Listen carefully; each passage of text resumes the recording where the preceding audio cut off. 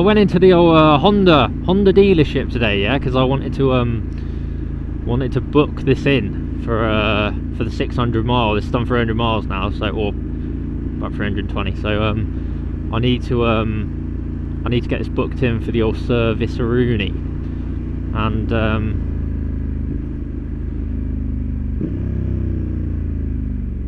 at 600 miles, and there was someone there that had well, no, he wasn't there. That was the problem.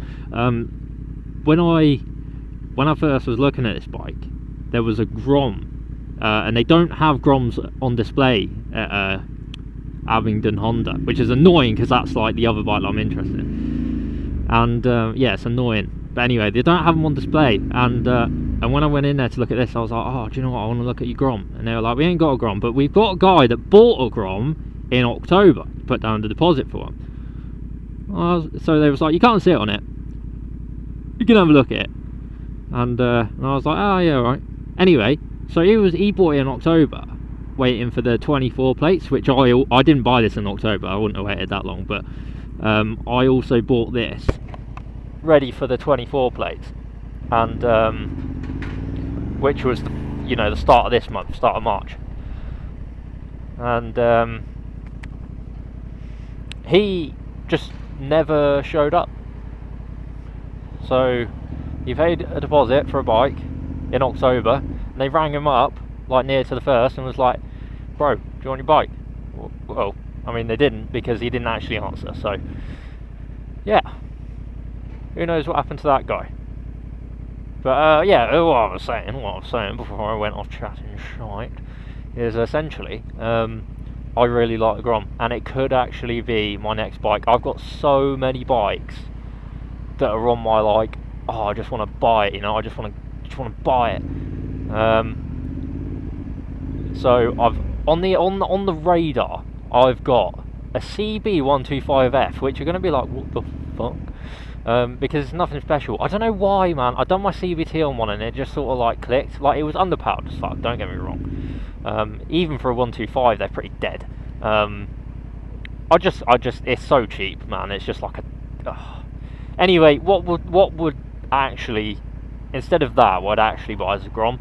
It wouldn't ride as nice, but it's just cooler, isn't it? Like, got the same sort of power, not quite. I think it's like 9.4 instead of the CB's 11. But you're talking about shitty power anyway. So like, what's an addition? Well, what's a subtracted 1 horsepower? Doesn't really matter at that point, does it?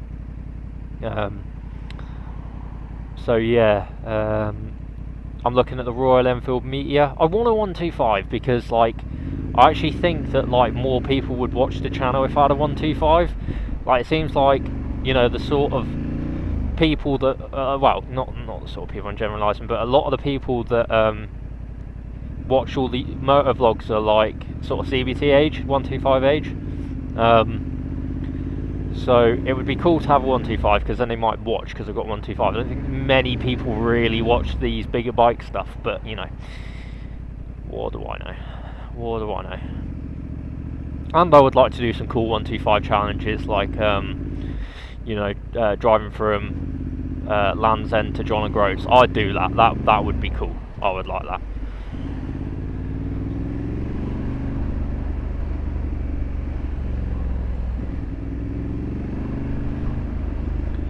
But yeah, the Royal Enfield Meteor.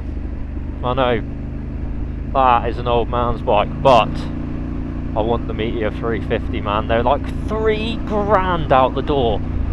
How cheap's that? It's a 350, not 125, but they still do bloody good MPG. I think they get about 120. I've seen some people say they get 140. So that's 125 MPG.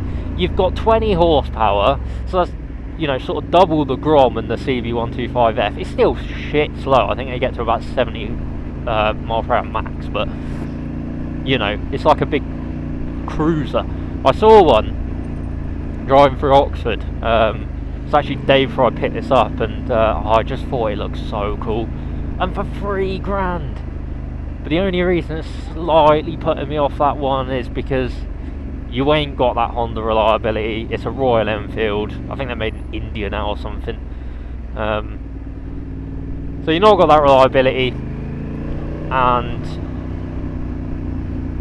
it's not a 125.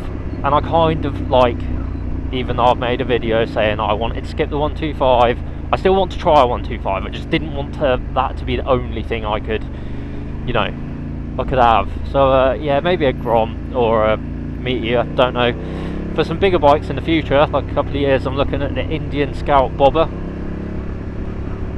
and I'm looking at, yeah, the Indian Scout Bobber, and also the Rebel 1100, or the Indian FTR Sport. That thing is gangster. I mean, both the Indians are, but they're expensive.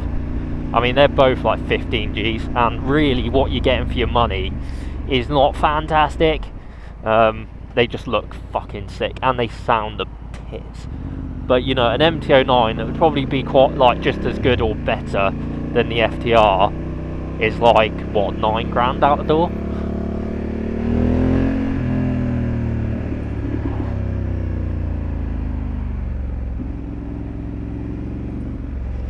So we're going to go get some petroleums.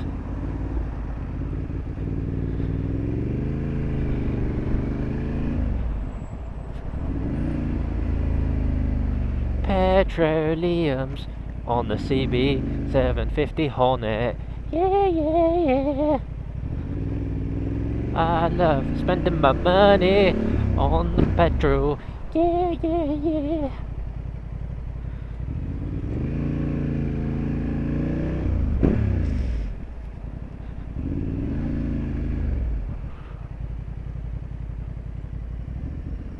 What we got, what we got, what we got, what we got, what we got. I would kind of like a left-hand pump, if possibly. What's going on over here? No! Oh, he's not waiting for that one, so I'll just fucking sneak in. Get my jacket tucked in there nicely, otherwise I get a breeze and it's horrible. Oh, we're looking all good for a night ride home. Let's go! Night ride! Don't know what that is in the centre of the road, don't want to drive over it in case it's diesel!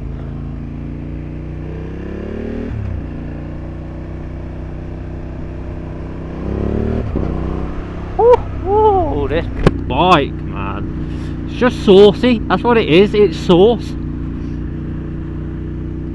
I'm kind of really lucky and glad that I didn't want to get on bikes until I was 24, because that just means I get the sauce from straight off the bat, you know, like the sauce. I didn't have to wait, I just got sauce.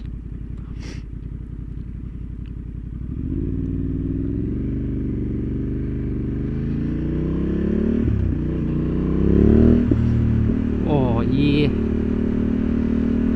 Sorry, this whole vlog, which has been basically about nothing, it's just me being going, oh yeah, every fucking sound my exhaust makes.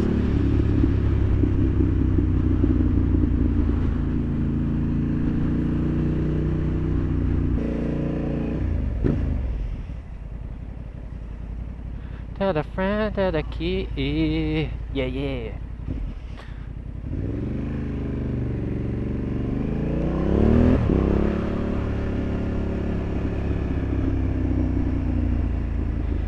And that is why bikes are so good, because they just queue jump. You know, as a car driver, I never really thought much of bikes going to the front, you know? You don't really care, because, you know, there's just so little of us bikes around, that, you know, there's so little bikes around that, like, I just didn't care, like, it just happens every now and again, and, like, what does it bother me, right? They always fuck off faster than I do, so I don't care.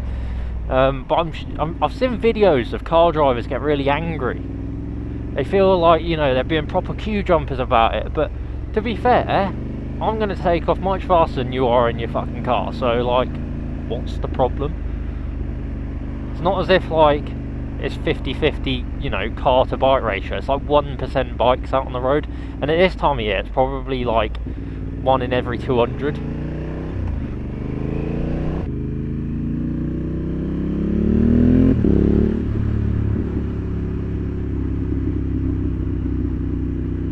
Just love zipping around these roads on this bike. Oh, this motovlog is a pile of shit, innit? Never mind, eh? You'll get a good one someday. Oh yeah, I want to see if we can get in front of some cars later on. I want to try the main beam out. You know, the dip beam is like, it's like someone climbed into a post box and started shining a light out. Like, it's so flat. Like, I don't know if you can see, you probably won't be able to see it on camera, but it's just like a strip across the road. But it's like not bad, you know, like I don't feel like I'm missing out on anything. Maybe I'd like a bit more straight down in front of me, you know. I don't need to see anything further ahead on dip beam, I guess. But I do want to try the main beam out and see what it's saying. Don't pull out in front of me, car. Flip the old visor down. Oh, the face just gets warmer when I put the visor down. It's just nice. Although it does feel like I'm like in a fucking water bowl, so like in a fish tank. So there's that. Oh yeah, the main VR, just done a little cheeky flash and it looking good. Yeah, we'll just keep it on. There's no one coming. Look at that. Probably won't come through too well on the DJI, but that's all you need to see ahead.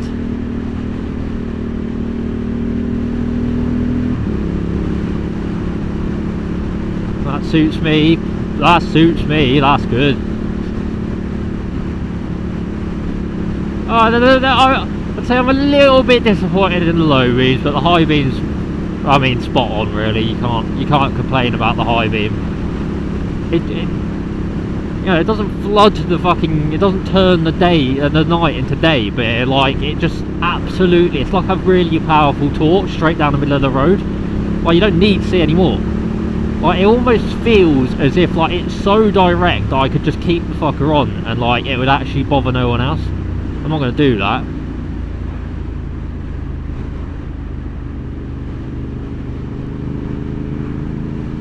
I'm not twat, but that's what it feels like to me.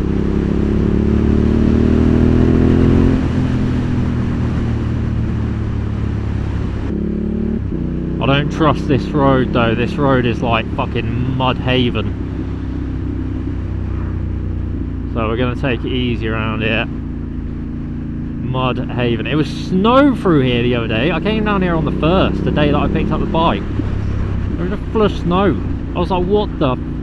I felt the back, and this is no lie, I actually felt the back go a little bit, do a little twitch, like it was a little, yeah, like a bit of fucking wind hit me at the back, but it wasn't. And yeah, it was just like this snow had built up in the centre reservoir, like in the centre of like where I'm driving now, position 2, and right on the, so like the only places that were clear really, and it was like brown sludgy shit, like it wasn't like fresh snow or nothing, but like the only place that it was clear was in position like 3 and then position 1, like where the tyre tracks are for the car. Right, I hope you guys enjoyed the video. See you in the next one. Bye.